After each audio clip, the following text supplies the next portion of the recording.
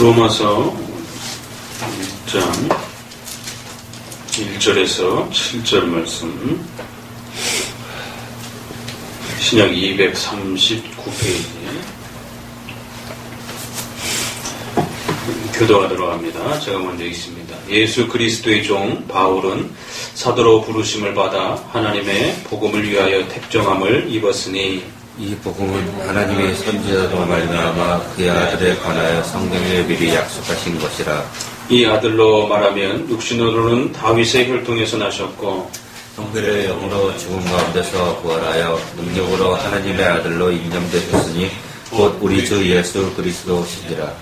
그로 말미암아 우리가 은혜와 사도의 직분을 받아 그 이름을 위하여 모든 이방인 중에서 믿어 순종케 하나니, 너희도 그들 중에 있어 예수 그리스도의 부르심을 받은 자니라.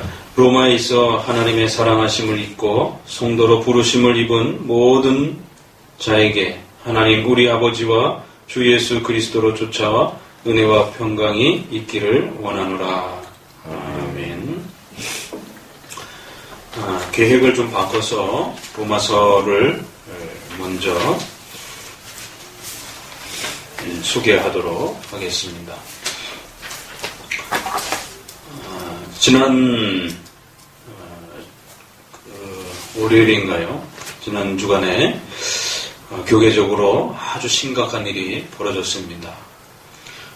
WCC를 끝까지 반대해왔던 그 한기총, 그러니까 한국기독교연합회라고 하는 한국의 보수주의 교단을 대표하는 대표적인 이 한기총에서 WCC를 찬성한다라고 하는 이러한 성명서를 발표하면서 교계가 발칵 뒤집어져가지고 아주 시끄러운 한 주간을 보냈습니다. 그래서 길자연 목사님과 또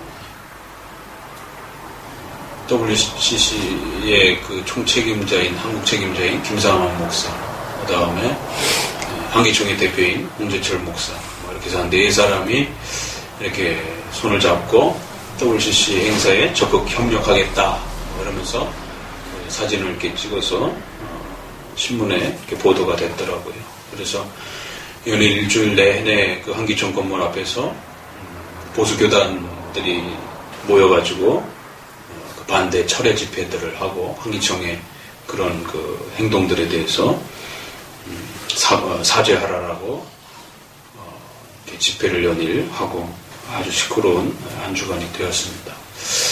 사태가 굉장히 심각하게 좀 돌아가는, 어찌됐든 한기총을 중심으로 해서 WCC에 대한 그 반대 집회를, 반대 목소리를 그래도 한국교회가 끊임없이 내고 있었는데, 어떤 정치적인 이유와 목적 때문인지는 모르지만 아무튼 이처럼 WCC 총회를 부산에서 개최하는 것에 대해서 적극 한기총도 협력하겠다라고 하는 이쪽으로 돌변을 한 것을 보게 됩니다. 그래서 장로교 그 합동 측하고 또 고신 측을 중심으로 해서, 또 그뿐만 아니라 뭐 성결교단 또 뭐 침례교단 여러 그 교단장들이 모여서 함께 한기총에 대한 성토를 이렇게 하고 이런 것들을 보게 되었습니다. 결국 이러한 그 사태들을 바라보면서 우리 시대에 참 이 신앙에 대한 그 갈팡질팡함, 자신의 신앙에 대한 신념도 없고 자신의 신앙의 그 정체성에 대한 그 확고한 뿌리도 없이 결국 어떤 돈 때문에 자신의 신앙을 버려버리는, 또 어떤 정치적인 어떤 명예와 어떤 그 권력 때문에 결국 한순간에 손바닥 뒤집듯이 그렇게 자신의 입장을 바꿔버리는, 김상환 목사도 한순간은 또 작년에는 WCC가 그런 데인 줄 몰랐다라고 하면서 명예회장직을 내려놓겠다. 또 조영기 목사도 아마 그 최덕성 교수님의 신학 충돌을 읽었는지 읽었겠지요. 왜냐하면 그 동생인 조영목 목사님이 최덕성 교수님의 책을 1000권이나 주문을 해가지고 산하 지역 교회에다가 반드시 읽어야 된다라고 하면서 WCC를 반대해야 된다라고 그렇게 적극도 알려주기도 했죠. 형제가 입장이 굉장히 서로 다릅니다. 그런데 그렇게 또 찬성을 했다가 그런 줄 몰랐다라고 해서 또 그분도 반대한다라고 했다가 또 손바닥 기로 또 이렇게 순복음교회는 찬성한다. 또 그러면서 또 이번에 또 김상원 목사도 또 다시 찬성한다. 참 이 자신의 신앙의 이 신념을 이렇게 손바닥 뒤집듯이 그렇게 그냥 뭐 몇 달에 걸쳐서 이렇게 뒤집어 버리는 이런 모습들을 보면서 오늘 우리 시대를 살아가는 우리 성도들이 또 한국교회가 정말 전능하신 그 하나님 앞에서 과연 우리 신앙의 지조와 이 신념들이 과연 어떤 것인가? 왜 한국교회의 이 모습이 이토록 연약하고 정말 바람에 날리는 그런 불처럼 아주 미약한 이런 모습을 가지고 있는가? 적어도 50년 전, 60년 전에는 또 우리가 7, 80년 전에는 일제강점기 시대라든가 유교 공산치하의 시절에도 목숨을 걸고 초계같이 자신의 생명을 던지면서 우리 이 기독교 신앙의 절대성과 우리 교회를 지키기 위한 순교의 이러한 헌신들이 있었던 것을 보게 됩니다. 그런데 세월이 한 세대가 흘러 이제 2000년이 들어서면서 온갖 기복주의와 또 온갖 인본주의가 팽배하면서 결국 신앙을 하는 목적이, 교회를 다니는 목적이 자신의 정치적인 또 자신의 어떤 기복주의적인 욕망을 또 자신의 개인의 어떤 소원을 성취하기 위한 종교적인 어떤 욕망을 이루기 위한 그런 어떤 목적으로서 교회를 선택하고 다니는 것을 보게 됩니다. 결국 신앙의 지조와 신념에 따라서 자신의 생명을 좌우할 수 있는 하나님께서 그 아들 예수 그리스도를 우리에게 주신 것처럼 그 아들 예수 그리스도께서 자신의 전 생애와 또 생명을 십자가에 그렇게 던지심으로 인하여 우리를 죄에서 구원해 주십니다.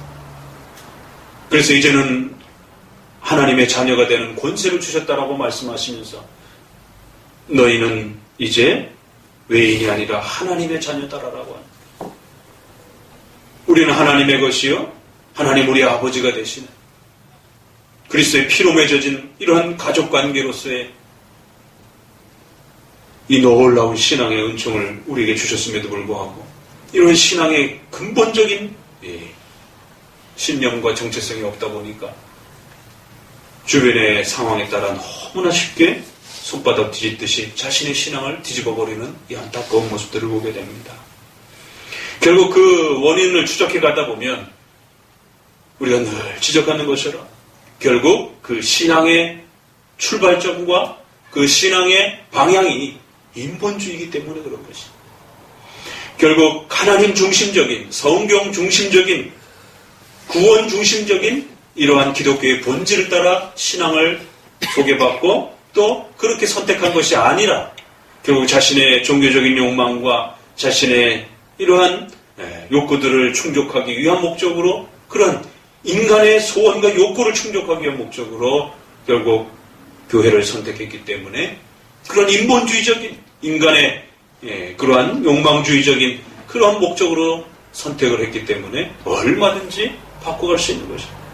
우리가 인본주의, 기복주의, 세속주의 신학적으로 말하면 항상 신앙을 조건식으로 제시하는 그런 알미니안주의 바로 이러한 토대 위에 한국교회가 점점 영향을 받고 있기 때문에 결국에는 지금과 같은 사태가 벌어졌다고 생각을 합니다. 최동성 교수님이 그 글을 쓰시면서 발표하시면서 지난 세미나 때 역사학자로서 기독교의 이런 앞으로의 WCC 총회를 개최하고 난 이후에 한국교회에 대한 역사적 전망을 한번 좀 해봐 주십시오라고 부탁을 했더니만 WCC 총회를 개최한 그 나라마다 짧게는 5년, 길게는 10년 안에 교회가 반 이상으로 줄더라는 거지. 소국 유럽 교회도, 아프리카 교회도, 미국 교회도 이 WCC 총회를 개최한 나라마다 통계적으로 반 이상이, 그보다 더 심각한 데는 70%, 80%의 교회가 문을 닫아버렸다는 것이. 왜? WCC에서 말하는 그 목적은 불교나 기독교나 아무 차이가 없기 때문에 결국 서로 사랑하며 살자라는 것이. 그 얘기는 반드시 교회를 나와야 된다라고 하는, 교회 나와서 예배드리고 하나님을 찾아야 된다라고 하는 강력한 절대적 그 요구와 그 복종과 명령을 잃어버리다 보니까 교회를 나오나 불교에 가나 뭐 또 아니면 점집에 가나 미신적인 그런 행동을 하나 어떤 신을 향하여 자신의 소망을 표현하면 아무 문제가 없다라는 것이 이게 종교 혼합주의란 말이에요. 그러니까 꼭 교회를 나와야 할 이유가 없는 거예요. 그래 어떻게 되겠어요? 당연히 교회에 나오는 참석하는 성도들의 숫자가 줄 수밖에 없는 겁니다. 교회 문 닫게 되는 것이에요. 한국 교회도 지금 그런 심각한 위기 앞에 놓여져 있습니다. 올해 총회가 10월 달에 있고 나면 5년 안에 지금 정부에서 통계 나오는 것이 1000만, 200만, 300만 가다가 최근에 1000만까지 갔다가 2, 3년 안에는 700만까지 통계가 나왔더라고요. 뭐 한국의 성도들은, 목회자들은 1000만이 넘는다라고 자랑하지만 실제적인 그런 통계들을 보게 되면 약간 부풀려지는 그런 부분들이 있잖아요. 뭐 제적, 출석 인원을 표현하는 게 아니라 제적 한 번 나왔다가 또 안 나오고 뭐 이런 사람들까지 다 포함해가지고 막 이렇게 통계치를 보내다 보니까. 근데 저희 교회도 1년에 한 번씩 그 통계 조사하는 그 직원이 전화가 옵니다. 교인이 몇 명입니까? 뭐 이런 조사들을 하게 됩니다. 700만으로 지금 줄었다라는 최근 통계까지 나오고 있는 것이. WCC 총회 이후에 300만으로도 줄 수 있는 것이. 200만으로도 줄 수 있는 것이. 굉장히 심각한 것입니다.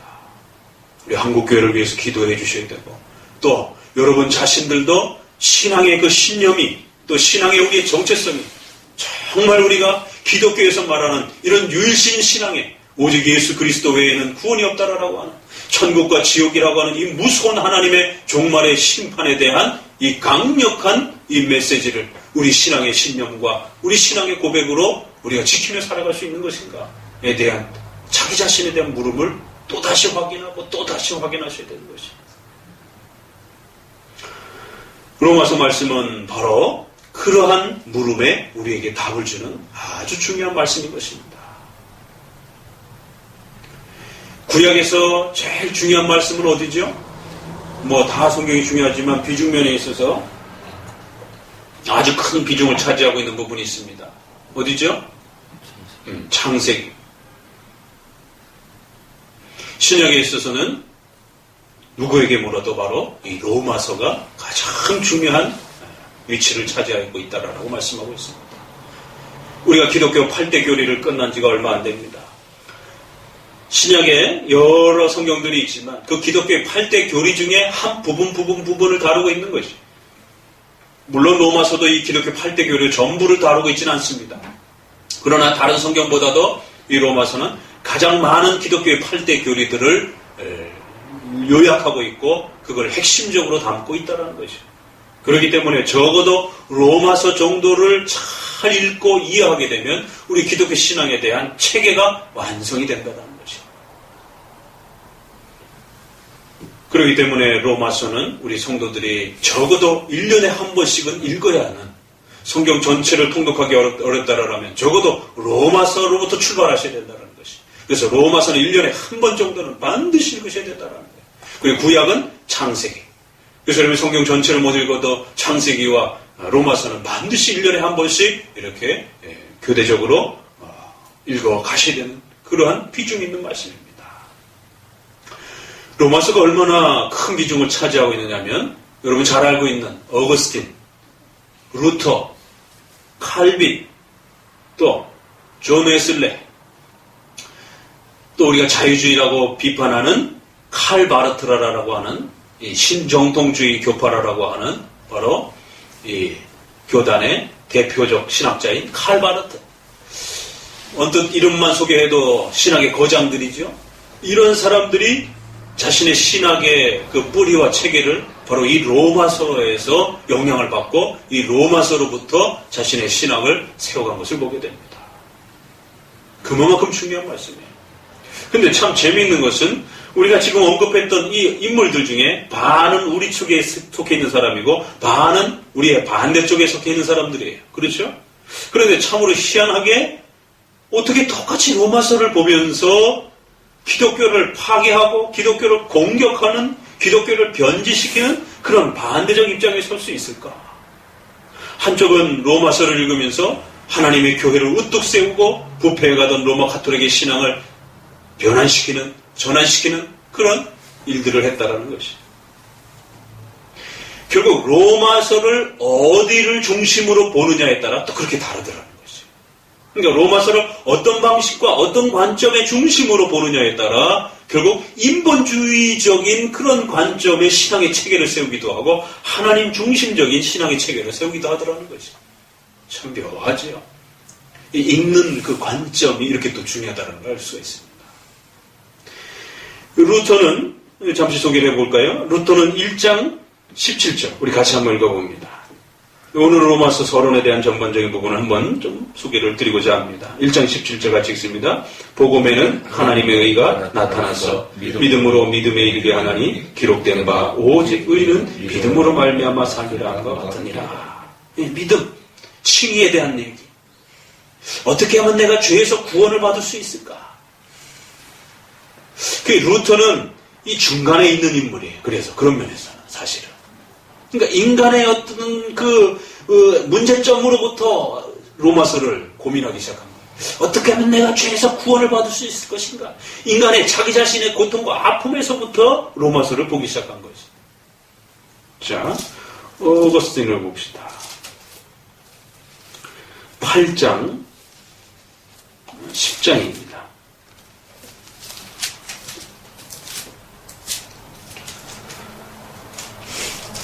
죄송합니다. 13장.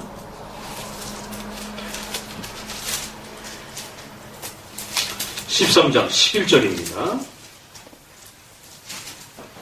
어거스틴은 이 말씀을 읽다가 충격적인 충격을 받고 변화되어서 결국 기독교로 돌아오게 됩니다.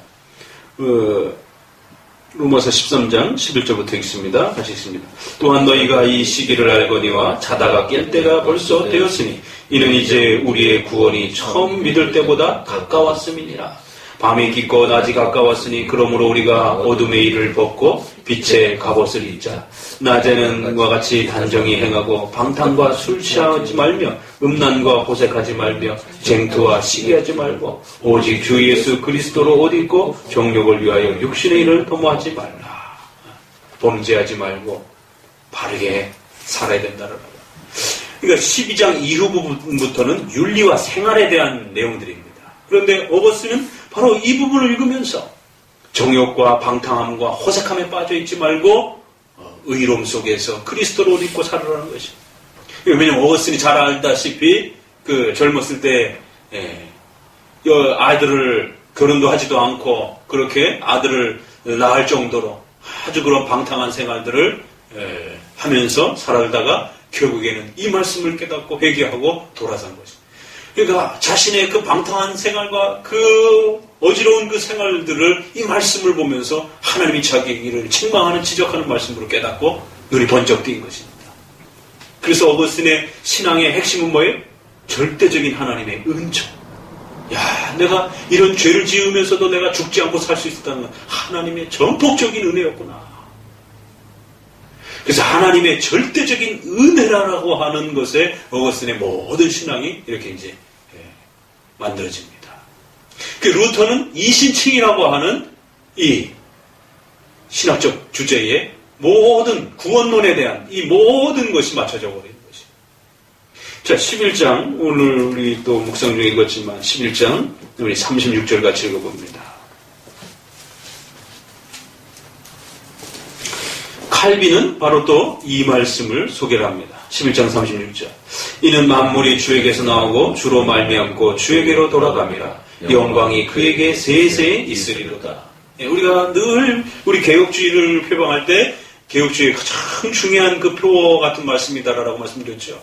절대적인 하나님의 주권을 표현하는 모든 만물이 하나님으로부터 시작이 되었고 온 우주 만물의 이 역사들은 하나님의 주권과 섭리 속에 하나님의 신적 작정인 계획을 따라 이루어져가고 결국 종말에 이 모든 것도 하나님의 뜻을 따라 완성될 것이다라고 합니다. 하나님의 절대 주권적 통치와 다스림이라고 하는 바로 칼빈은 이 표현을 드러내준 것이에요. 로마서의 중심은 바로 여기 있다라고 본 겁니다. 자, 오거스틴과 칼빈은 이처럼 하나님 중심적인 그러한 관점에서 하나님이 인류에게 주신 은혜와 하나님의 절대적인 통치와 다스림 속에 과연 인류가 존재하는 목적이 무엇이고 인간은 어떻게 살아가야 될 것인지를 깨달을 수 있는 하나님 중심적인 그러한 신앙의 방향과 자리들을 소개해 준 것입니다. 그런데 루터는 인간의 구원의 그 문제에만 이 초점을 맞췄고, 그러면서 웨슬레는 이 루터의 그 로마서 주석, 바로 그 서문을 읽다가 웨슬레가 회개를 하게 됩니다. 참 재미있는 그런 상황이죠. 루터는 보다 적극적인 하나님 중심적인 그 하나님의 주권과 은혜를 강조하기보다는 어떻게 하면 내가 이 죄악된 악함 속에서 구원을 받을 수 있을 것인가. 인간의 어떤 비참함의 문제에서부터 고민을 하기 시작한 것이에요. 칼빈과 어거스틴은 하나님이 주신 은혜와 하나님의 절대적인 권능과 능력으로부터 영광으로부터 인간은 어떻게 살아야 될 것인가 를 본 것입니다. 하나님으로부터 시작해서 인류 세계와 우리 자신을 보기 시작한 거예요. 근데 루터는 우리 자신의 그 아픔을 어떻게 해결할 것인가 에 초점을 맞춘 것입니다. 초점을 인간의 아픔으로부터 초점을 맞춘 것이죠. 그걸 위해서 하나님이 뭔가를 해주신 이런 식이에요. 그러나 칼빈과 어거스틴은 하나님께서 전 우주적인 하나님의 신적 작정과 하나님 자신의 영광을 드러내기 위하여 창조하시고 그 창조가 죄로 인하여 깨트려졌고 그 죄를 회복시키는 하나님의 거대한 창조와 죄와 구원의 이 흐름의 거대한 구원의 역사와 하나님의 창조와 다스림의 역사들을 인간은 깨닫고 배워야 된다는 것이. 이처럼 보는 관점이 다르더라는 것이. 그러니까 루터가 그래도 중간쯤에 서 있었는데 웨슬레는 거기서 한 걸음 더 나가서 루터가 좀 더 인간 중심적인 인간의 그 아픔과 괴로움을 달래기 위해서는 어떤 그 방법과 해결책을 찾아야 될 것인가. 이런 쪽에 그래서 루터는 예정론을 그래도 가르칩니다. 그래서 루터는 중간에 있다는 거예요. 그런데 어거스틴으로 가게 되면 인간의 이 아픔을 어떻게 만져주고 어떻게 해결해야 되고 어떻게 위로할 것인가 이런 쪽을 찾다 보니까 예정론을 버려버립니다. 그리고는 인간을 위로하고 인간의 그 아픔을 감싸주고 이런 쪽에만 이제 초점을 맞추게 되는 것이죠. 그래서 결국 인간에게 모든 구원의 문제도 그렇고 인간의 삶의 문제도 그렇고 결국 인간이 행복해야 된다라고 하는 이런 쪽의 결론을 맺는 것이죠. 그러나 우리 칼빈과 어거스틴이 인간이 행복하는 것도 중요하지만 더 궁극적인 것은 인간이 존재하는 이유와 인간이 행복해야 되는 이유가 뭐냐라는 거예요. 그건 하나님의 영광을 위해서 하나님이 우리 인생을 계획하신 그 목적과 뜻을 따라서 우리 인생은 살아가야 된다는 거예요. 내가 보기에 좀 힘들고 어렵고 덜 행복해도 그것이 하나님의 뜻 가운데서 우리를 창조하신 계획 속에서 우리가 살아가고 있다라면 기꺼이 그러한 삶을 또 우리는 걸어갈 수 있다라는 거예요. 그런데 이제 이쪽은 인간의 구원과 아픔의 문제로부터 출발했기 때문에 그걸 어떻게 감싸주고 그걸 어떻게 회복시켜줄 수 있을 것인가. 웨슬레는 한참 더 나가버린 거죠. 자, 그럼 이제 마지막 한 사람 남은 사람이 있죠. 6장을 보게 됩니다. 칼바라트라라고 하는 사람이 있는데 이 사람은 특별히 로마서의 이 구조에 좀 독특한 면을 봤어요. 로마서에는 어떤 면이 있느냐 하면 올바른 얘기를 합니다. 이것이 정답이다 라고 말을 하는데 또 반대쪽으로 이것은 틀린 것이다 라고 또 이렇게 말을 합니다. 그래서 로마서가 우리 신앙의 기본 체계를 잡아준다라고 하는 것은 옳은 것과 틀린 것을 아주 정확하게 이렇게 설명을 해줍니다. 그래서 기독교 신앙에 있어서 틀린 게 뭐고 옳은 게 무엇인지를 정확하게 이렇게 정립을 해주는 거죠. 그런데 바르트는 이 두 개를 보면서 이 둘 다 틀릴 수 있다 이렇게 본 거예요.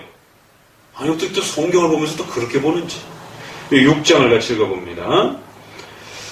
자, 같이 읽습니다. 그런즉 우리가 무슨 말하네요. 은혜를 더하게 하려고 죄에 더하겠느냐. 은혜를 더하게 하려고 죄에 더하겠느냐. 하나님이 주신 은혜를 말하는데 그 은혜가 죄 속에 더욱 풍성하다라고 했더니만 그럼 우리가 죄 짓고 살아가자. 아주 이런 그 대립, 이런, 뭔가 주제가 서로 부딪히잖아요. 그렇죠? 은혜이면서도 죄가 이렇게 곁들여지는. 그러니까 뭔가 잘못 오해하고 있는 것이. 자, 이런 면에서 이제 로마서를 조금만 더 봅니다. 로마서에 이런 묘한 그 흐름이 있습니다. 1장 16절 같이 봅니다. 로마서 전체 구조를 먼저 이렇게 또 이런 예들을 통해서 설명해 가면서 또 접근해 봅니다. 1장 16절 같이 읽어봅니다. 내가 복음을 부끄러워하지 아니하노니 이 복음은 모든 믿는 자에게 구원을 주시는 하나님의 능력이라. 이게 한편에는 하나님의 그 능력과 영광으로 생각하는데 한편에서는 하나님께 대한 아주 그 부끄러움으로 뭔가 이 복음에 대해서 생각하는 그런 또 이해와 또 반응들이 있더라는 것이. 그러니까 로마서는 뭔가 아주 날카롭게 올바른 것과 틀린 것에 대한 그 두 대립이 이렇게 아주 묘하게 얽혀 있어요. 자, 또 읽어봅니다. 2장 4절. 2장 4절 같이 읽어봅니다. 호 내가 하나님의 인자하심이 너를 인도하여 회개케 하심을 알지 못하고 그의 인자하심과 용납하심과 길이 참으심의 풍성함을 멸시하느냐. 여기 또 뭐예요? 주제가 좀 바뀌었죠. 하나님의 인자하심이 있어요. 근데 그 인자하심이 또 그 이유 때문에 사람들은 하나님을 불평하고 원망한다는 거죠. 이런 갈등이 발생이 되더라는 거예요. 그러니까 혼동이 발생이 되는 거예요. 그러니까 신앙 속에 뭔가 이런 갈등이 일어난다는 겁니다. 하나님이 많이 봐주시고 용서해 주시고 얼마나 좋은 내용이에요. 그런데 죄인들까지도, 죄악들까지도, 죄악의 어떤 사건들까지도 하나님이 때로는 그걸 많이 참아주시고 거기에 대해서 심판하지 않는 그런 시간을 지체하시고 인자하신 것처럼 보여지다 보니까 오히려 뭐 하나님의 공의가 이래. 악인들은 빨리 하나님이 없애버리고 심판하셔야 되는 거 아닌가? 아니 왜 악한 자들이 이렇게 잘 살아? 우리가 욥기서에서 봤던 거죠. 아니 뭐 하나님의 정의가 이래. 이런 식으로 하나님의 인자하심과 그 인자하심을 빌미로 삼아서 뭔가 또 갈등이 일어나면서 도대체 하나님은 누구야? 도대체 하나님은 어떻게 일하시는 분이야? 잘 모르겠어. 우리가 하나님의 주권과 섭리 배우다 보면 참 그런 답답할 때가 있지 않습니까? 그렇죠? 우리가 열심히 하는데도 뭔가 일이 잘 안 되는 그런 상반되는 일이 부딪혔을 때 신앙에 막 혼동이 옵니다. 도대체 이게 신앙이라는 게 뭔가? 왜 내가 열심히 하는데도 이렇게 잘 안 풀리는가? 그러니까 기복주의가 먹히는 겁니다. 기복주의는 뭐예요? 너가 한 만큼 희생한 만큼 하나님이 100배 1000배로 다 갚아주신다는 것이. 이게 기복주의입니다. 특별히 그것도 물질적으로 건강 육신적으로 갚아준다는 거예요. 그러나 기독교에서 성경에서는 그렇게 말하지 않습니다. 욥기서에서도 봤잖아요. 그렇죠? 그러니까 뭔가 이러한 그 신앙 속에는 우리가 제대로 이해를 못하면 굉장히 큰 혼돈과 갈등이 있더라는 거예요. 그러니까 바르트는 로마서를 보면서 신앙이라고 하는 건 이와 같이 끊임없는 갈등을 짊어지고 사는 것이구나 이렇게 이해를 해버린 겁니다. 자, 조금만 또 봅니다. 또 어디를 보시느냐? 3장 5절 6절을 봅니다. 계속 거듭그래요. 3장 5절 6절 읽어봅니다. 같이 읽습니다. 그러나 우리 불의가 하나님의 의를 드러나게 하면 무슨 말 하리요? 내가 사람의 말하는 대로 말하노니 진노를 내리시는 하나님이 불의하시느냐? 결코 그렇지 아니하다. 여기 또 심판에 대한 하나님의 심판이 적절치 못하다. 뭐 이런 식의 또 그러나 또 심판은 내려야 되잖아요. 그렇죠? 그럼 도대체 어느 장단에 장단을 맞추라는 거예요? 지금 심판을 내리면 또 지금 심판을 내린다고 그러고 또 늦게 심판을 내리면 늦게 심판을 내린다고 그러고 이러면서 하나님의 심판과 정의에 대한 부분이 불의하냐 불의하지 않느냐 또 그런 갈등이 또 소개되더라고요. 자, 6장을 읽었고 자 7장을 또 읽어봅니다. 7장에는 율법에 대한 얘기가 나오는데 이 7장 7절을 읽어봅니다. 그런즉 우리가 무슨 말하리요? 율법이 죄냐? 그럴 수 없느니라. 율법으로 말미암지 않고는 내가 죄를 알지 못하였으니 곧 율법이 탐내지 말라 했다는 내가 탐심을 알지 못하였으리라. 율법이 죄냐? 그렇지 않다라는 거예요. 율법은 선하다. 그러니까 그 율법이라고 하는 이 알아보면서 그 율법이 우리에게 말씀하시는 어떤 그 명령과 내용들이 때로는 악해 보이기도 하더라는 거예요. 죄처럼 보이기도 하더라는 것이. 우리가 구약을 읽으면서 그런 당혹스러움을 많이 읽잖아요. 뭐 시편의 저주문도 있고, 또 구약의 전쟁 같은 데 보면 짐승 하나 남기지 아니하고 가나안 족속들을 전부 멸하시는 이런 장면들도 보게 되고, 오히려 죽이지 않아서 오히려 하나님 앞에 책망받는 이런 장면들도 보잖아요. 율법에 대한 어떤 관점과 율법에 대한 어떤 이해도 이렇게 보는 관점에 따라 그게 기독교인에게 선하게 보이지만 또 다른 사람에게는 악해 보일 수도 있고, 이렇게 주제마다 뭔가 이렇게 갈등이 있구나. 자, 또 어디를 보시게 되냐면 9장을 봅니다. 9장으로 넘어가 봅니다. 자, 9장 14절 같이 읽어봅니다. 그런즉 우리가 무슨 말 하리요? 하나님께 불의가 있느냐? 그럴 수 없느니라. 이 야고가에서 예정론, 또 주제가 바뀌었어요. 예정론 같은 경우도 마찬가지죠. 그렇죠? 아니, 태어나기도 전에 하나님이 그를 선택한다라면, 그러면 죄도 한 번 짓지 못하고 지옥으로 간단 말인가? 이게 말이 돼요? 예정론은 너무 불의하다라는 거예요. 하나님께서 영원 창세 전에 우리를 선택하신다라는 것, 어떤 기회도 주지도 않고 지옥으로 보내신다라는 것, 이걸 어떻게 이해할 수 있는가? 이거 불공평한 거 아닌가? 이런, 결국 하나님의 선택이라고 하는 이 행동에 대해서 선하다고 보기도 하고 그걸 악하다 보기도 하고, 이런 갈등들이 또 일어나더라는 것이. 11장 1, 2절을 또 봅니다. 마지막으로 로마서 전체를 여러분 한번 먼저 이렇게 훑어보라는 것이.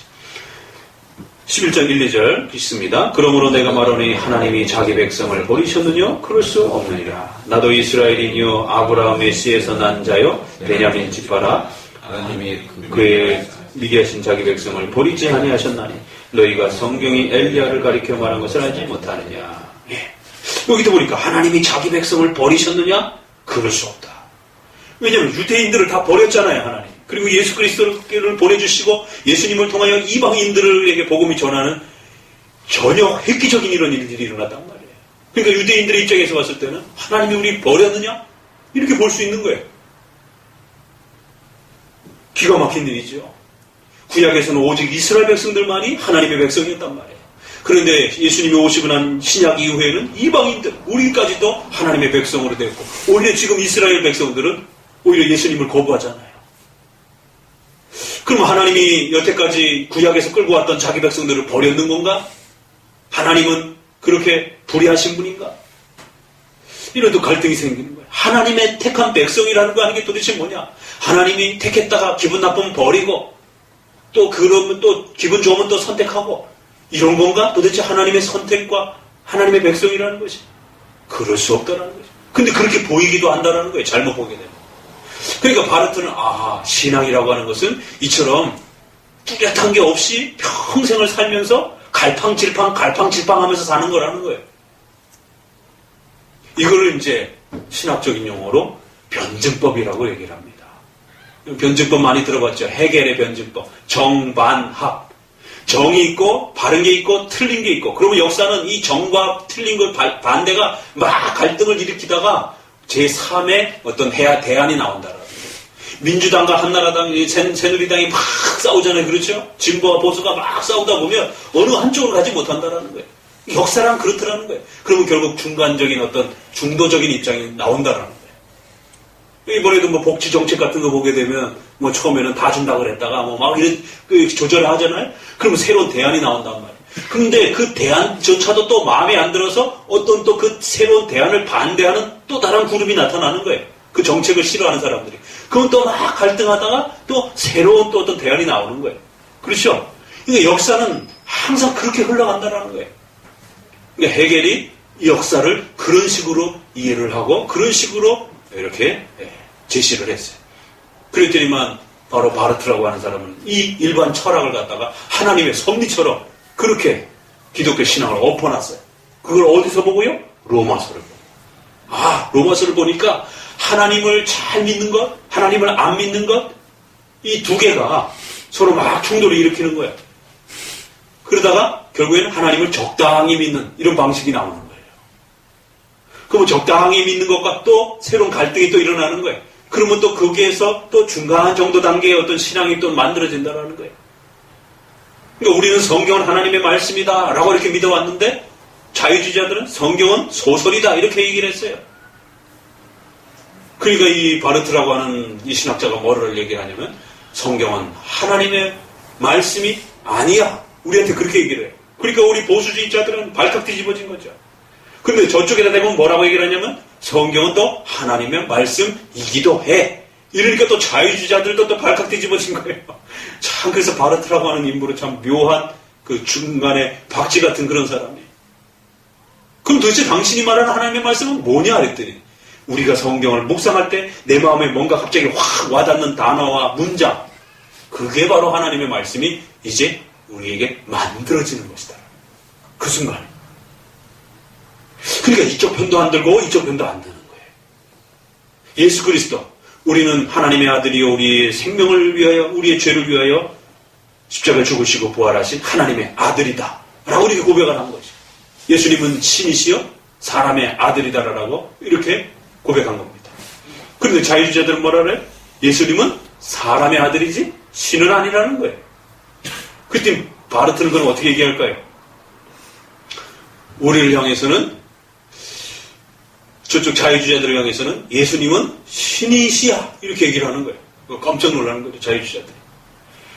우리를 향해서는 우리는 예수님을 신이라고 믿으니까 예수님은 신은 또 아니야 이렇게 얘기를 해버리는 거예요. 그러니까 기겁을 하는 것이죠. 그러니까 아주 그 표현이 애매해가지고 어떨 때는 신이라고 그랬다가 어떨 때는 신이 아니라고 그랬다가 그럼 도대체 당신이 말하는 신은 도대체 뭐야? 예수님이 두 가지의 이러한 갈등의 모습을 다 가지고 있다는 거예요. 성경은 하나님의 말씀일 수도 있고 아닐 수도 있고 뭐 이런 것이다라는 거예요. 하나님이 존재할 수도 있고 안 존재할 수도 있고 뭐 이렇다라는 거예요. 종말이 올 수도 있고 안 올 수도 있고 그렇다는 거예요. 결국 신앙이라고 하는 것은 이렇게 불명확한 것이다라는 거예요. 그런 갈등 속에서 존재하면서 자기가 인류 속에서 마음 편안하게 신을 바라보면서 살 수 있다라면 그게 진정한 신앙이야. 이런 식으로 얘기를 하는 거예요. 아, 로마서를 봐도 그렇게 볼 수가 있구나. 참. 그러나 로마서는 왜 이 두 개를 소개하느냐면요. 바로 로마서의 속에 숨겨져 있는 바로 인간의 그 근본된 인본주의, 기복주의, 신비주의 이런 잘못된 인간 중심으로부터 하나님을 찾으려고 하는 이 악한 인본주의에 대한 이 잘못된 신앙을 철저히 깨뜨리고 하나님 중심적인 성경 중심적인 예수 그리스도 중심적인 이 신앙을 우리에게 가르쳐 주려고 한 겁니다. 그래서 사도 바울은 로마서는 논문과 같습니다. 신약 성경의 제일 어려운 성경이 바로 로마서입니다. 바로 로마서는 바로 이 틀린 것이 왜 틀렸는지를 옳은 것이 왜 옳은지를 끊임없이 논증해 가면서 그것들을 설명해 보기 때문에 그렇다는 거예요. 맞다 그러면 맞는 것에 대한 그 증거들을 쭉 대는 거예요. 틀리다 그러면 틀렸다라고 하는 것에 대한 증거들을 쭉 대는 거예요. 그렇기 때문에 여러분 중간에 조시게 되면 중간에 흐름을 놓치게 되면 이게 도대체 무슨 말이지? 막 이게 혼동하고 헷갈려지는 것이. 왜? 로마서는 이렇게 1, 2, 3, 4, 5, 6, 7 이런 식으로 단계별로 쫙 글을 이끌어가는 하나의 논문 형식의 이런 글이기 때문에 그렇다는 것이. 그래서 집중하셔서 이 로마서가 어떤 내용을 담고 있는지를 또 잘 살피셔야 되는 것입니다. 자, 이처럼 로마서는 지난 2000년 동안의 큰 신학적 거장들에게 또 각 교파를 형성하는 중요한 그 방향을 잡는 데 있어서 로마서는 아주 지대한 영향을 끼쳤다라는 거예요. 결국 여러분 우리 신앙에도 바로 이 로마서는 하나님 중심적인 하나님의 절대 주권적인 그런 신앙의 체계를 잡는 데 있어서 아주 중요한 신앙의 방향을 우리에게 잡아줄 것입니다. 자, 이처럼 여러분에게 오늘은 로마서 서론에 대한 부분을 좀 맛을 보여드리고요. 자, 조금만 더 로마서 서론에 대한 부가적인 부분을 말씀을 드립니다. 자, 이 로마서는 왜 이 두 개의 이 갈등처럼 보여지는 이 두 모습을 소개하느냐면 바로 로마라고 하는 나라가 바로 이런 문제를 시급히 안고 있었어요. 로마는 어떤 나라죠? 이방 나라로서 그리스를 점령한 이제 대제국의 이러한 면모를 갖춘 거대한 나라였습니다. 그런데 이 로마라고 하는 나라에 온갖 우상 숭배와 온갖 이 미신들이 팽배한 그런 모습들을 보게 됩니다. 그런데 그 속에서 그리스도인들이 이제 나타나기 시작한 것이에요. 특별히 로마에 살다가 예루살렘으로 돌아왔던 그 정통 유대인들이 사도들이 전하는 복음을 듣고 예수님을 영접한 거예요. 유대 기독교인들입니다. 그들이 돌아가서 기독교인이 된 것이에요. 다시 로마로 돌아왔을 때. 그런데 그 로마에는 어떤 사람들이 있었어요? 유태인들이 있었단 말이에요. 정통 유태인들이 있었단 말이에요. 절기의 목숨처럼 여기고 예수 그리스도를 거부하고 오직 성부 하나님만 믿는 이런 유일신 신앙을 갖는 정통 유대인들이 있었단 말이에요. 율법을 목숨처럼 지키는 이런 유대인들이 있었단 말이에요. 그러다 보니까 이 초창기에 예수님을 영접하게 된 유대 기독교인들, 또 거기는 이방 기독교인들도 뭐 간혹 있을 수 있겠죠. 이들이 두 가지의 어려움에 부딪혔습니다. 하나는 로마의 그 수많은 우상 숭배와 미신으로 가득 찬 그런 이방 문화 속에서 어떻게 우리 기독교인의 신념과 기독교인의 정체성을 지켜야 될 것인가, 이 고민에 빠진 것입니다. 또 반대로는 유태인들은 율법을 지켜야 구원받는다. 그게 어디서 나옵니까? 사도행전, 할례 문제. 갈라디아서도 역시 할례 문제. 내가 전한 복음 외에 다른 복음을 전한다면 너희가 저주를 받아라. 나나 천사나 우리가 전했던 복음으로 믿음으로 구원받는다라고 하는 이 말씀 외에 할례나 행위로 구원받는다라고 하는 것을 가르친다라면 저주를 받으라는 것이. 왜냐하면 그게 다 유태인들하고의 갈등입니다. 왜냐하면 유태인들은 할례를 받는 이런 전통적 율법을 강조했기 때문에. 그러니까 로마서의 그 배경 속에는 또 다른 갈등의 대상자가 누굽니까? 바로 유태인들의 그 율법주의적이고 아주 정통 그 유대인들의 그러한 신앙의 모습에 부딪히는. 도대체 기독교라는, 그러면 과연 예수님을 믿는다라고 하는 것은 율법을 버린다라는 것인가? 그래서 로마서 7장이 나오는 거예요. 11장에 그러면 정통 유대인들을 하나님이 버렸다는 얘기인가? 이런 그 정통 유대인들에 대한 얘기가 나오고 참감람나무, 돌감람나무 이런 얘기들이 나오는 거예요. 그러니까 우리가 로마서의 배경을 좀 이해하셔야만이 로마서의 그 핵심적인 내용이 왜 이런 얘기들이 나올 수밖에 없었는지를 살펴가면서 결국 이 얘기들은 오늘 우리 시대가 직면하고 있는 인본주의 신앙과 하나님 중심 신앙이라고 하는 이 거대한 두 신앙의 이 충돌이 일어났잖아요. 그렇죠? WCC라고 하는 일이 하나의 사건을 바라보면서도 이처럼 인본주의적인 관점과 신본주의적인 관점이 이렇게 커다란 충돌을 일으켰어요. 그래서 최덕성 교수님이 최근에 낸 책이 바로 신학 충돌이다 이렇게 했어요. 같은 하나님을 믿는다라고 하지만 엄청난 이러한 서로에 대한 원수처럼 여기는 이러한 충돌이 일어났다라는 거예요. 그렇기 때문에 신앙의 신념이 명확하지 않으면 이 박쥐처럼 중간에 설 수밖에 없는 그런 일들이 벌어진다라는 거예요. 바로 로마서의 배경은 우리의 배경하고는 달라요. 그렇죠? 그러나 그 결론적 내용은 동일합니다. 결국 그 시대의 기독교인들이 이방 문화 속에서 어떻게 기독교 신앙을 지키며 살아가야 될지에 대한 그 수많은 미신과 온갖 그 인본주의적인 그 욕망과 그 로마의 권세와 이걸 가지고 살아가면 얼마나 떳떳합니까? 바로 그런 기복주의와 그런 온갖 신비주의와 온갖 인본주의에 대한 그런 명예와 권세 앞에 과연 우리가 기독교를 가지고 살아간다는 게 과연 무엇인가? 또 한쪽에서는 정통 유대인들이 율법을 강조하면서 이러한 그것들을 강조할 때에 과연 우리는 기독교적 신앙을 지키며 살아간다는 게 과연 무엇인가? 올바른 기독교란 과연 무엇인가? 이 질문을 던질 수밖에 없었던 것입니다. 그래서 로마서는 정통 유태인들에 대한 갈등과 또 로마라라고 하는 이방 그 문화 속의 이 배경들을 가지고 결국 올바른 기독교가 무엇인지들을 하나씩 주제를 따라서 변증해가는 중요한 기독교의 이 뿌리를 정확하게 설명하고 확립시켜주는 그러한 내용입니다. 자, 그래서 로마서는 1장부터 이제 우리가 다시 한번 이제 이런 배경 속에서 로마서를 한번 전체적으로 한번 보고 오늘은 서론으로서 마치도록 합니다. 자, 1장을 보니까 어디부터 먼저 보시느냐 하면 18절을 보게 됩니다.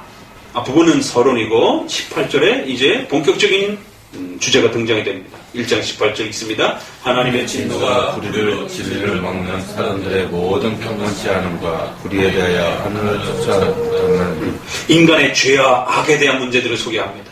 그러면서 그 악들이 쭉 소개가 됩니다. 특별히 불신앙자들을 중심으로 한 하나님을 거부한 그 악들과 죄들에 대해서 장황하게 소개해 갑니다. 2장으로 넘어가 봅니다. 2장 1절 읽어봅니다. 시작. 그러므로 남을 판단하는 사람아, 물론 누구든지 내가 핑계치 못하는 남을 판단한 것으로 내가 너를 정죄하니 판단은 너가 같은 일을 해당됩니다. 예, 12절. 무릇 율법이 없이 범죄한 자는 또한 율법이 없이 망하고 또 무릇 율법이 있고 범죄한 자는 율법으로 말미암아 심판을 받느니라. 이 장은 바로 정통 유대인들, 율법을 강조하는 자들에 대한 책망이에요. 그러면 너희는 옳으냐? 이러면서 정통 유대인들, 바로 이 율법을 목숨처럼 지키려고 했던 바로 그들을 향해서 그리스도를, 믿음을 거부한 죄가 얼마나 심각한 죄인지. 그래서 1장에는 이방인들을 중심으로 한 악에 대해서, 2장은 율법을 강조하고 행위구원을 강조하면서 그리스도를 멀리하는 이런 악들에 대해서 소개를 합니다. 3장을 읽어봅니다. 3장 10절 읽어봅니다. 기록한 바 의인은 없나니 하나도 없으며 깨닫는 자도 없고 하나님을 찾는 자도 없고 다 치우쳐 한 가지로 무익하게 되고 선을 행하는 자 없나니 하나도 없도다. 18절 저희 눈에 하나님을 두려움이 없느니라. 로마서 3장 23절이 제일 유명한 구절이죠. 이 정도는 여러분들 외우고 계셔야 돼요. 읽어봅니다. 모든 사람이 죄를 범하였음에 하나님의 영광에 이르지 못하더니. 결국 1, 2장을 결론을 냈습니다. 결국 인간이란 모든 자가 죄인이다라고. 그래서 로마서는 이처럼 죄의 인간론으로부터 시작합니다. 인간의 죄성에 대한 것이 얼마나 심각하고 악독한 것인지에 대한 그 근원적인 인간의 죄의 부패함과 악함에 대해서 이제 정의를 내립니다. 자, 4장 1절 읽습니다.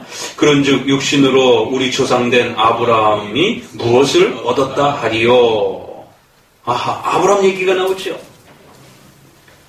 아브라함은 믿음의 조상이다라고 하는, 그래서 4장에 아브라함이 믿음의 조상이다라고 하는 얘기를 소개를 합니다. 바로 믿음으로 구원받는다라고 하는 얘기가 던져집니다. 결국 그 인간의 악과 죄 부패로부터 인간이 구원받을 수 있는 것은 반드시 믿음으로 구원받는다라고 하는, 기독교의 근본 원리는 믿음으로 구원을 얻는 것이다라는 것입니다. 자, 5장을 넘어가 봅니다. 1절 있습니다. 그러므로 우리가 믿음으로 의롭다 하심을 얻었은즉 우리 주 예수 그리스도로 말미암아 하나님으로 더불어 화평을 누리자. 믿음으로 의롭다함을 받은 자들의 그 열매들과 결과는 도대체 뭐냐? 이렇게 소개를 하는 것입니다. 그래서 쭉 보면은 이제 뭐 환난과 인내와 연단과 소망을 갖기도 하고 이러면서 바로 믿음으로 구원받은 자들의 가장 소중한 복이요 열매는 하나님의 자녀가 되는 것, 하나님을 알게 되는 것, 죄로부터 구원받게 된 것, 이런 중요한 구원의 축복과 기독교의 이 열매들이 무엇인지, 진정한 기독교의 열매가 무엇인지, 이신칭의로 인한 바로 하나님 앞에 자녀가 되는 이런 구원의 축복들이라는 거예요. 자, 6장. 아까 말씀드린 것처럼 은혜를 더하기 위해서 죄에 거하겠느냐 라고 하면서 6장은 마지막을 좀 읽어보는 게 낫겠네요. 22절 6장 22절 그러나 이제는 너희가 해방되고 하나님께 종이 되어 거룩함에 이르는 열매를 얻었으니 이 마지막은 영생이다. 예, 너희가 거룩함으로 이제 그 열매들을 맺어가면서 살아가야 된다는 거예요. 그러니까 성화의 문제로 이제 주제가 바뀌어집니다. 그렇기 때문에 예수 믿는 사람들은 반드시 우리의 삶을 하나님 앞에 영광스럽게 올려드리기 위하여 우리의 성화의 문제, 어떻게 하면 거룩하게 살아갈 것인가에 대해서 고민하고 이제 이런 의무와 책임을 짊어지게 된다는 거예요. 그래서 반드시 믿음으로 의롭게 되는 이신칭의는 반드시 성화로 연결이 된다는 것이죠. 칭의와 성화를 분리해서 생각할 수 없다는 것이죠. 그러면 7장은 읽어봅니다. 1절. 형제들아 내가 법하는 자들에게 말하노니 너희는 율법이 사람이 살 동안만 그를 주관하는 줄 알지 못하느냐. 갑자기 느닷없이 왜 율법에 대한 얘기가 나옵니까? 우리 구원론에서 했죠. 그렇죠? 성화의 기준은 뭐라고요? 십계명, 율법. 율법의 핵심 요약은 십계명이란 말이에요. 그러니까 성화에 대한 이제 근원적인 그 목표와 원리를 소개를 했으니까 그 성화에 대한 방법론을 소개를 해야 되겠죠. 그러니까 성화의 기준은 율법인데 그 율법의 핵심은 또 십계명이고, 그래서 율법의 위치와 성격에 대해서 설명을 하는 거예요. 자, 8장을 읽어갑니다. 8장 2절 같이 읽어봅니다. 이는 그리스도 예수 안에 있는 생명의 성령의 법이 죄와 사망의 법에서 너를 해방하였습니다. 4절. 육신을 쫓지 않고 그 영을 쫓아 행하는 우리에게 율법의 요구를 이루어지게 하려 하심이니라. 성화의 마지막 단계. 결국 이런 율법을 우리가 성취할 수 있는 힘은 어디서부터 나온다고요? 성령의 충만함과 성령의 도우심으로 이러한 또 성화의 열매들을 우리가 완성해 갈 수 있다는 것이. 그래서 8장은 성화와 성령에 대한 이러한 아주 긴밀한 관계들을 소개를 합니다. 자, 9장으로 넘어갑니다. 9장에는 바로 선택에 대한 얘기가 나오지요.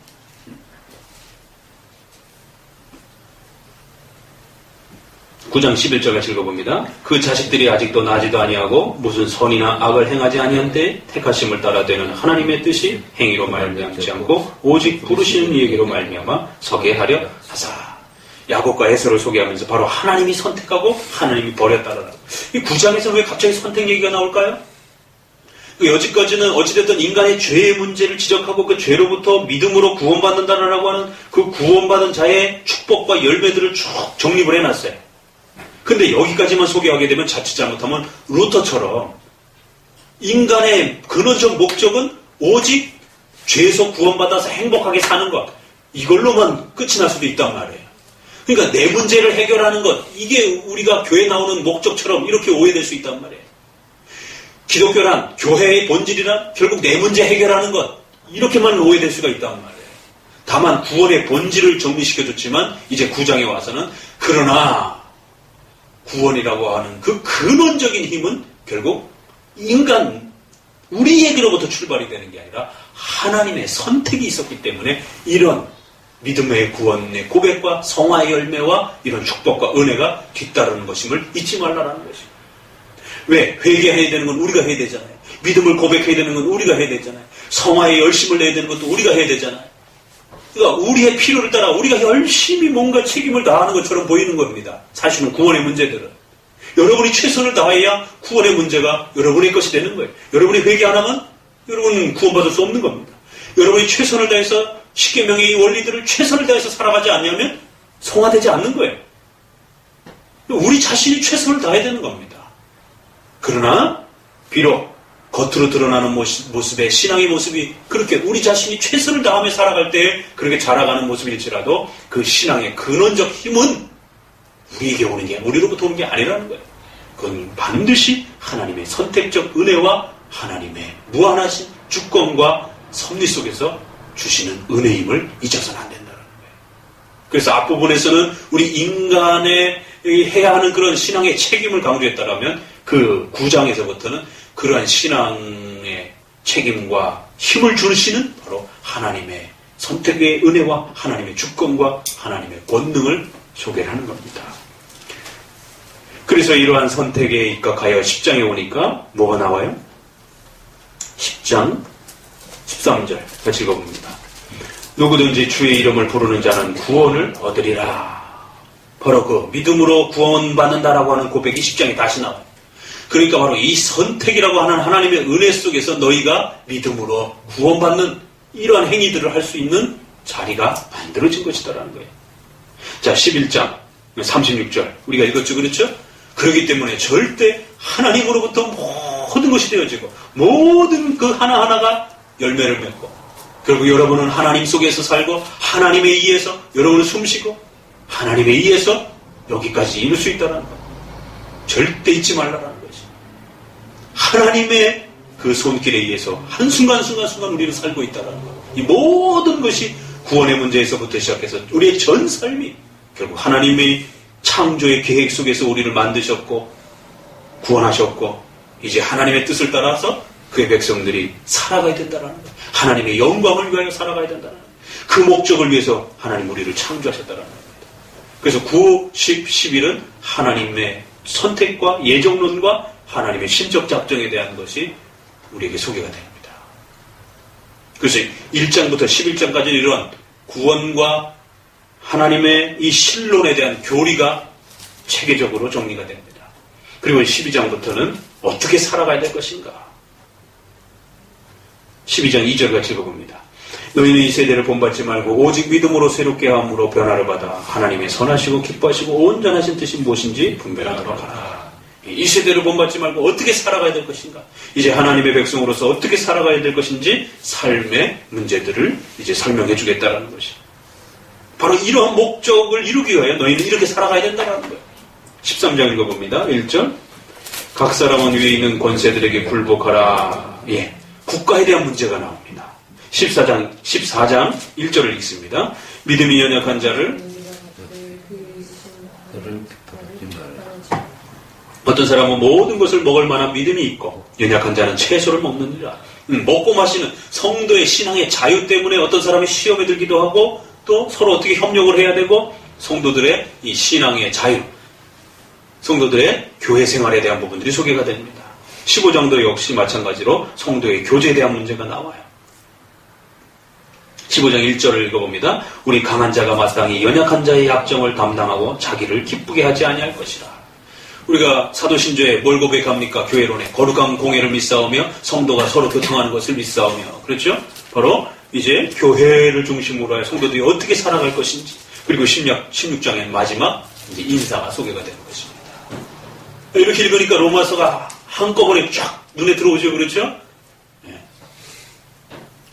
자, 전체를 먼저 이렇게 한번 좀 맛을 보시고 이제 다음 주부터 본문의 한 부분을 이제 우리가 함께 살펴가도록 할 것입니다. 이처럼 로마서는 역사 속에 큰 사건마다 인물마다 영향력을 끼쳤습니다. 그러나 그 보는 관점에 따라 인본주의적으로 로마서를 보기도 하고 신본주의적으로 로마서를 보기도 하더라는 것입니다. 그래서 우리는 우리의 또 개혁주의 전통을 따라서 로마서 11장 36절을 기본으로 중심으로 해서 하나님의 절대 주권과 하나님의 신적 작정에 입각한 그 전체의 또 우리 신앙의 삶과 이 거대한 또 하나님의 은혜와 축복들을 로마서를 통해서 함께 또 맛보는 시간들 되시기를 주의 말씀으로 축원합니다. 기도합니다.